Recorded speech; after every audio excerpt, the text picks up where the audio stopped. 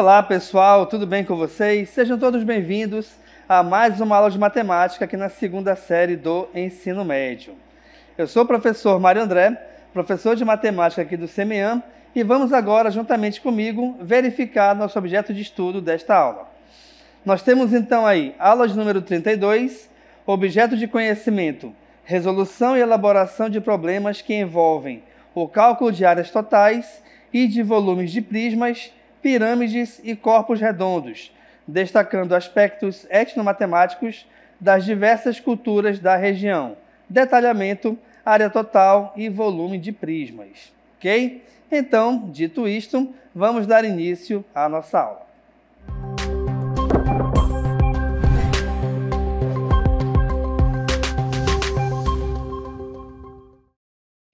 Então, como vocês viram, a nossa aula vai ser sobre prismas. Prismas é uma parte muito importante dentro da geometria espacial. Vale lembrar que a geometria espacial é aquela geometria trabalhada em terceira dimensão, ou seja, a gente vai trabalhar com figuras e elementos que possuem três dimensões, sejam elas comprimento, largura e altura. Mas a principal pergunta que fica agora é, ok, mas o que são prismas? Vamos aqui à tela. O que é um prisma? Bem, prismas são sólidos geométricos definidos no espaço tridimensional a partir de um polígono e uma reta. O conjunto de segmentos de reta paralelos à reta R, cujas extremidades são o polígono dado e algum plano que não contenha esse polígono é chamado de prisma. Aqui, por exemplo, então, pessoal, você vê uma figura semelhante a uma caixa de presente, tá? E aí, aqui embaixo, que eu vou pintar aqui de amarelo, nós temos a base, e aqui em cima também temos uma base. Essas paredes, elas são as chamadas de faces, tá bom?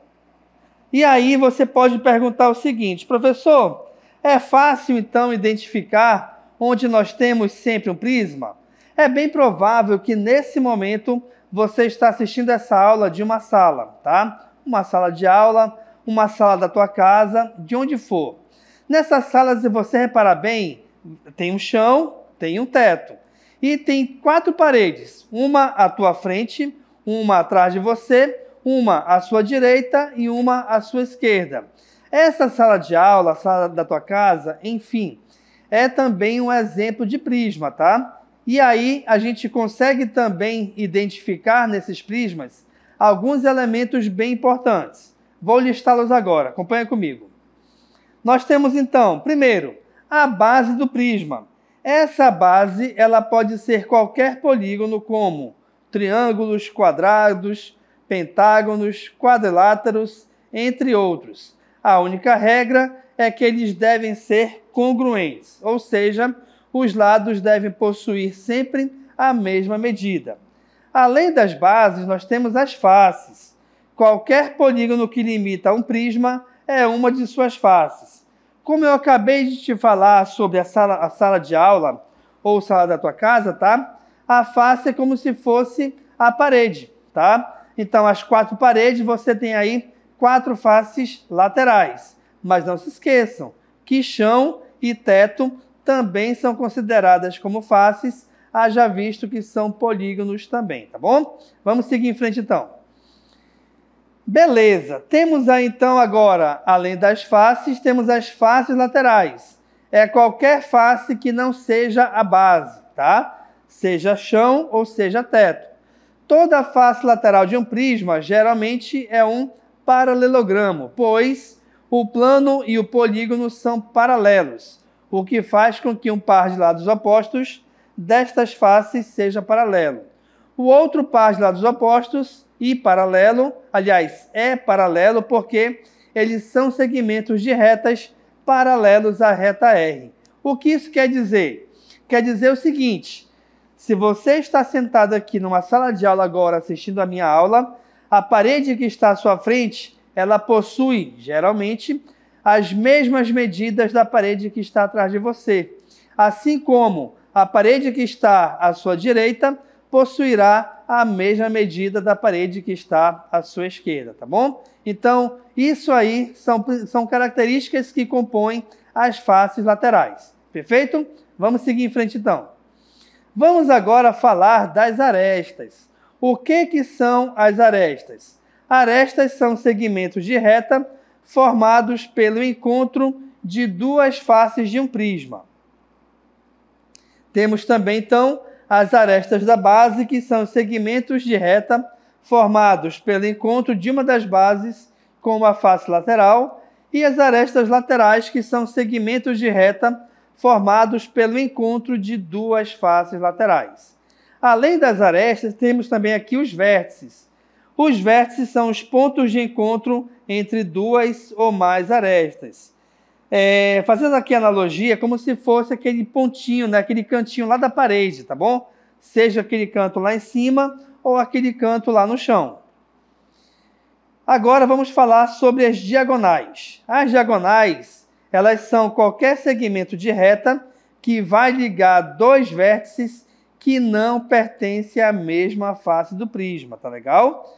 E a seção transversal é a interseção do prisma com algum plano paralelo às bases. Mas agora olha só, pessoal. Visto tudo isso, como é que a gente faz para identificar então os elementos dentro de uma figura? Tem aqui para ti, olha lá. Tem aqui uma caixa semelhante a uma caixa de sapato, por exemplo, tá? As arestas, deixa eu aqui pintar para você perceber melhor. São esses segmentos de reta aqui que eu estou pintando de vermelho, tá? Então, por exemplo, cada face vai possuir 4 arestas, tá bom?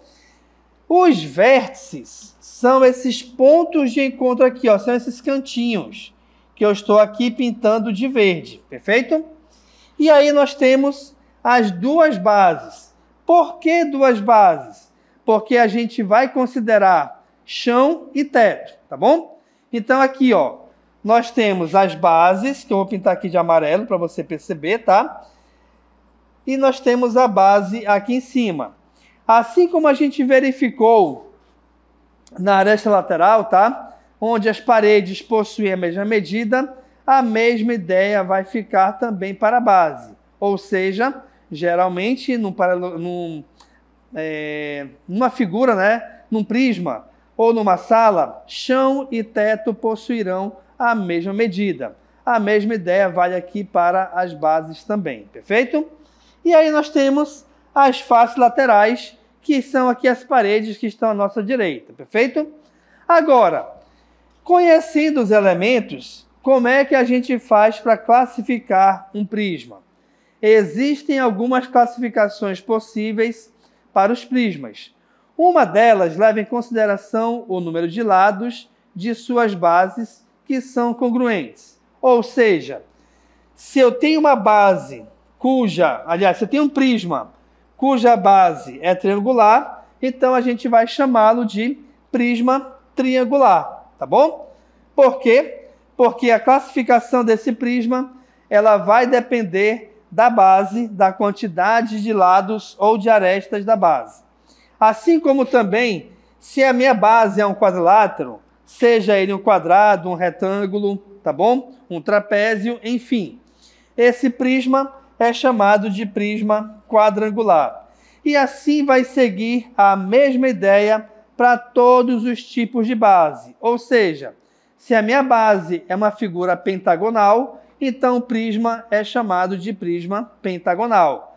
Assim como também se minha base for um prisma hexagonal, o meu prisma vai ser também um prisma hexagonal e assim sucessivamente. Mas, a partir de agora, vamos nos atentar somente aos prismas quadrangulares, tá bom? Ou seja, quando as suas bases são quadriláteros, tá? Começando pelo primeiro aqui, nós temos os paralelepípedos. Eita, que é um pouquinho complicado falar, mas não é complicado de entender, tá bom? Vamos aqui ao texto então, olha só. Os paralelepípedos são prismas cujas bases são paralelogramos. O paralelepípedo recebe o nome, né, de paralelepípedo reto ou bloco retangular, quando suas bases são retângulos. Se as 6 faces de um paralelepípedo forem quadradas, então ele vai receber o nome de cubo. Vamos rapidamente verificar aqui essa figura que está na nossa cartela. Olha só. Eu tenho aqui a base, que eu estou pintando de amarelo, a base aqui embaixo e essa base aqui em cima, tá? Num prisma, né? Num prisma retangular, essas bases possuem a mesma medida. Automaticamente também possuirão a mesma área. A mesma ideia vale aqui, ó, que eu te falei para a parede, ó. Então, essa paredezinha que eu estou pintando de vermelho possuirá as mesmas medidas da parede oposta a ela, ou da face oposta a ela, tá bom? E a mesma ideia também vale para essas duas aqui, ó, a lá de trás e a face aqui da frente, tá bom? Então, quando a gente analisa as faces opostas, opa, calma lá, o que são faces opostas? São aquelas faces que estão uma de frente para a outra, seja na lateral, seja em cima e embaixo, ou seja de trás para frente, tá bom? Então, essas faces, elas possuirão a mesma medida, automaticamente também possuirão a mesma área. Como foi falado anteriormente, nós temos aqui agora um cubo, tá bom? O que é um cubo? Um cubo também se trata de um prisma quadrangular, mas temos aqui uma característica bem especial que é a seguinte. Em um cubo, tá? A gente vai ter aqui, repara aqui ao meu lado, tá? A gente vai ter todas as faces quadrangulares, ou seja, todas as 6 faces, elas representam um quadrado, diferentemente, por exemplo, do paralelepípedo. Pode ser que eu tenha alguma face quadrada? Pode ser, mas no paralelepípedo a gente vai ter faces quadradas e retangulares na mesma figura. Aqui no cubo não, a gente vai ter somente faces quadradas. E aí fica mais fácil você identificar e verificar, por exemplo, né, no cubo mágico, como está representado aqui ao meu lado, que é aquele brinquedinho que a gente costuma se divertir com ele, né, colocando as faces todas com a mesma cor, tá? Também um cubo equivale a um dado, né? Então tem muitos jogos de tabuleiro onde você usa dados, tá bom? Vamos agora verificar aqui na cartela algumas características do cubo. Verifique aqui comigo então, olha só. Então, esse cubo, ele também é chamado de hexaedro, tá? Aqui é o nome que a gente pode dar, por exemplo, para esta figura. Um hexaedro regular. Por que é regular? Justamente porque todas as faces são iguais. Ora, se todas as faces são iguais e todas elas são quadradas, automaticamente, então, todas as arestas também possuem a mesma medida. E aí, ele é classificado como um sólido de Platão, tá? Que a gente vai verificar em outra aula, mas os sólidos de Platão podem ser o hexaedro, o tetraedro, octaedro, dodecaedro e o icosaedro, tá? E eles recebem justamente essa classificação, pois eles possuem a mesma quantidade de faces, a mesma quantidade de arestas e os vértices, todos eles com a mesma medida. Perfeito? Agora, pessoal, estamos aqui conversando, né, sobre prismas, sobre geometria espacial.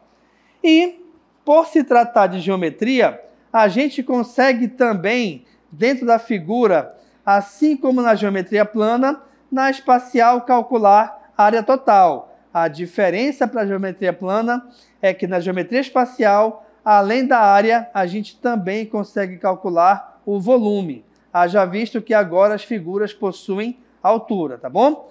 E aí, a pergunta é, como é que a gente faz para calcular a área de um cubo ou a área de um paralelepípedo? Vem comigo que eu vou te mostrar. A área total de um cubo é calculada multiplicando a área de uma de suas faces, né? E essa área vai ser multiplicada por 6. Enquanto a área de um paralelogramo ou de um paralelepípedo é calculada multiplicando a base pela altura. Olha só, gente. Vamos voltar aqui rapidamente, tá? Vou tentar desenhar aqui, ó. desenhar o cubo. Repare que no cubo, todas as faces são quadradas. Se todas as faces são quadradas, é porque todas as faces são iguais, tá bom?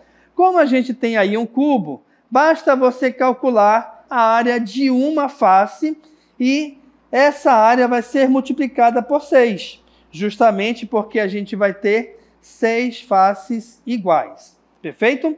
Então veja, vamos supor que de repente a medida da minha aresta aqui seja 3 centímetros, 3 metros, tanto faz, tá? Mas a medida é 3.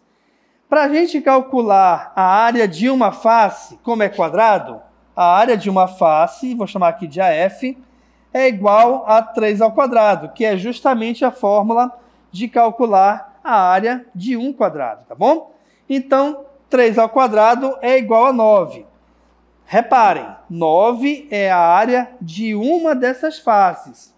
Como nós temos 6 faces iguais, então eu vou pegar esse resultado e multiplicá-lo por 6.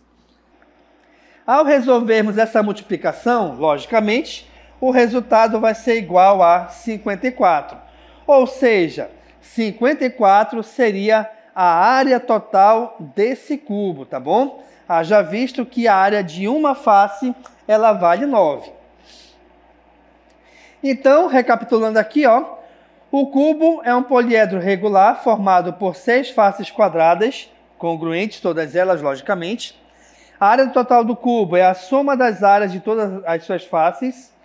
E a fórmula para calcular a área total de um cubo é 6 vezes A ao quadrado. Lembrando que esse A ao quadrado é justamente a fórmula para calcular a área de um quadrado, tá bom? E aí a gente multiplica por 6, justamente porque temos aqui 6 faces iguais. Vamos agora verificar, então, a área de um paralelogramo, né? Ele, aqui, na verdade, a área total, basta você verificar aqui essa formulazinha, ó. Por quê? Porque as faces opostas, elas são iguais, então elas possuirão a mesma área. Como são duas faces opostas, tá? Sempre frente a frente, a gente tem 2 vezes a multiplicação das arestas tomadas 2 a 2. Então, a fórmula aqui da área é 2 vezes AB, mais 2 vezes AC, mais 2 vezes BC. Pode ser que você, nos seus estudos, se depare com algum livro didático, onde ele te dá a seguinte fórmula, 2 que multiplica AB, mais AC, mais BC. Turma, é a mesma fórmula. Ela só está sendo escrita de uma forma diferente, pois aqui está sendo utilizado um elemento chamado fator comum em evidência, tá bom? Mas não se esqueçam que se trata da mesma fórmula, perfeito? Bora praticar agora? Exemplo 1. Qual é a área de um bloco retangular com comprimento e larguras iguais a 10 centímetros e com altura igual a 5 centímetros? Então, repare o seguinte, tá? A gente vai ter aqui, por exemplo, ó, um bloco retangular, tá bom? Onde esse bloco retangular, ele possui as seguintes medidas. Aqui é 10 e aqui... Não, ficou meio feio aqui, né? Ficou meio diferente, mas tá bom. 10, 10 e 5, tá legal? E aí, como é que a gente vai fazer para calcular essa medida, essa área? Simples. Desses 3 valores, tá? Você vai pegar esses 3 valores e fazer 3 pares diferentes. Então, primeiro eu vou pegar 10 vezes 10, mais 10 vezes 5. Como tem 2 valores iguais, então eu vou ter 10 vezes 5 novamente, tá bom? Então, aqui nós temos 10 vezes 10, 10 vezes 5 e 10 vezes 5, perfeito? O próximo passo aqui é a gente resolver cada uma dessas multiplicações separadamente. Ou seja, pessoal, 10 vezes 10, o resultado é 100. 10 vezes 5, o resultado é 50. E 10 vezes 5, o resultado é 50. Perfeito? Então, novamente, vamos recapitular. Primeiro passo, você vai identificar as 3 medidas diferentes das arestas. Mas reparem que nesse exemplo, especificamente, 2 delas são iguais. Tem algum problema? Nenhum, tá? Então, você vai pegar essas 3 medidas e separá-las em 3 pares, tá bom? Então, veja, eu vou ter 10 vezes 10, eu vou ter 10 vezes 5 com esse 10, por exemplo, e vou ter 10 vezes 5 com esse outro 10, tá legal? Depois que você montar as 3 multiplicações, o próximo passo é resolver cada uma dessas multiplicações separadamente. Sendo assim, a gente vai ter que 10 vezes 10 é 100, 10 vezes 5 é 50 e 10 vezes 5 é 50. Tendo em mãos agora esses 3 resultados, o próximo passo é somar todos eles. A soma de 100 mais 50 mais 50, logicamente, é 200. Aí vem a seguinte dúvida. Então, temos o seguinte. 200 é a minha resposta? Não. Voltando aqui, ó. Não se esqueçam que a gente tem que pegar esse resultado e multiplicá-lo por 2, pessoal. Então, 200 vezes 2, logicamente, o nosso resultado é igual a 400. Isso quer dizer, então, que... rapidamente aqui, ó. Área total, como está em centímetros, resposta centímetros quadrados, tá? Não se esqueçam, gente, que toda vez que nós trabalharmos com área, a unidade de medida sempre deverá estar elevada ao quadrado, ou elevada a 2. Até porque estamos trabalhando com 2 medidas diferentes, tá legal? Pronto. Exemplo 1 já foi para o saco aqui, né? Já foi resolvido, tá bom? Vamos agora ao exemplo 2. Qual é a área de um cubo cuja aresta mede 10 centímetros? Lembra que eu te mostrei anteriormente que para um cubo basta a gente resolver a área de uma face? Como as faces são quadradas, o que acontece? A fórmula para que a gente consegue encontrar a área dela é lado, na verdade não é lado, né? É aresta elevado ao quadrado, tá bom? Nessa questão em específico, ela está dizendo que essa aresta mede 10. Ou seja, eu vou ter que pegar o 10 e elevar ao quadrado. A gente não pode se esquecer, gente, que 10 elevado ao quadrado é a mesma coisa do que resolver 10 vezes 10. Então, quer dizer que a minha área aqui é 100. Mas, calma lá. A gente está pegando aqui somente a área de uma face. Aqui nós temos um cubo, onde ele possui 6 faces iguais, né? Então, eu tenho que pegar esse resultado de uma face, que no caso foi 100, e vou multiplicar por 6. 100 vezes 6, logicamente, o resultado é 600. Então, quer dizer que a área total desse cubo vale 600 centímetros quadrados, tá? Então, essa é a nossa resposta. Perfeito, pessoal? Agora, vamos voltar aqui um pouco para o exemplo 1. Vou te mostrar aqui um exemplo bem parecido. Por quê?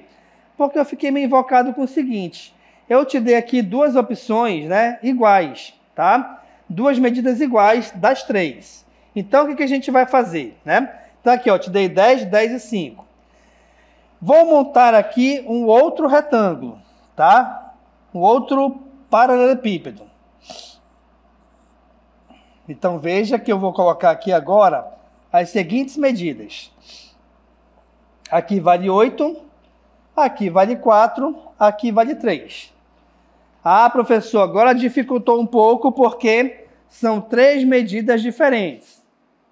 São 3 diferentes, mas a forma de resolver não vai mudar, reparem. O passo qual é? Vamos calcular aqui, ó, a área total. Primeiro passo, então, qual é? Você vai pegar as 3 medidas e separá-las em 3 pares diferentes. Então, eu posso pegar 3 vezes 4, mais 3 vezes 8, mais 4 vezes 8, tá bom? Então, a gente separou em 3 pares diferentes. Separando aqui os 3 pares diferentes, o próximo passo agora é resolver cada uma dessas multiplicações separadamente. Então, aqui, ó, 3 vezes 4 é 12, 3 vezes 8 é 24 e 4 vezes 8 é 32. Perfeito? Vamos aqui para cima agora. O próximo passo, vou subir aqui agora, tá? Vamos continuar bem aqui. O próximo passo agora é resolvermos a soma dessas 3 parcelas. Então, verifiquem. 12 mais 24, o resultado é 36. E agora eu vou resolver 36 mais 32, cujo resultado vai ser igual a 68. Mas aqui, não se esqueçam do seguinte, tá? A gente está calculando a soma das 3 multiplicações, mas, de acordo com a fórmula da área total, para a gente conseguir encontrar justamente essa área total, eu tenho que pegar esse resultado, 68, e multiplicá-lo por 2, tá bom? Então, veja que a nossa resposta vai ser a seguinte. 2 vezes 8 é 16, sobe 1 aqui. 2 vezes 6 é 12, com mais 1, 13. Então, a nossa área total de um paralelepípedo que possui medidas das arestas iguais a 3, 4 e 8, ela vale 136 centímetros quadrados, tá bom? E aí, meu povo, com esse exemplo agora, né, onde eu te mostrei como que a gente calcula a área de um paralelepípedo quando as 3 medidas são diferentes, a gente vai chegando aqui ao final da nossa aula. Espero que vocês tenham gostado e compreendido aqui o assunto, tá bom? Muito obrigado pela sua atenção e a gente se encontra numa próxima oportunidade. Até mais!